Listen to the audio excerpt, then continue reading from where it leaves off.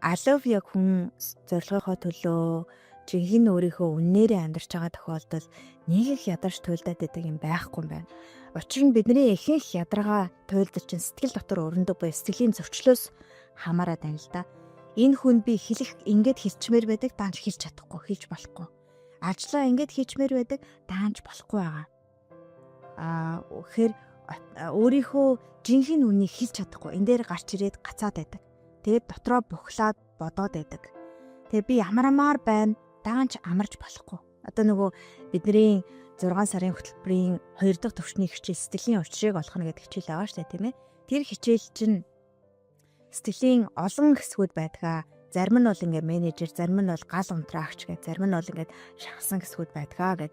Тэнгүүд менежер буюу хизээч та нарт хизээч чамаа би мичхүүртэй байдалд оруулахгүй, хизээч юм сул дорой байдалд оруулахгүй шүү гэж хамгаалж гарч ирсэн сэтгэлийн хэсгүүд асар хүчтэй байгаад тэр нь ямар нэгэн байдлаар би ажилдаа хамгийн сайн байна, би хамгийн шилтгэн байна, хамгийн мундаг нь байна, хизээд бүхний хариултыг аавна, хизээд хүчрхэг байна гэж өдөр болгон байнгын бүрэн 100% бэлтгэлтэй байж байдаг менежер хэсгүүд амрах хэрэггүй олохгүйгээр таныг зүтгүүлэх бүх юмд ингээ шамдуулах мөн.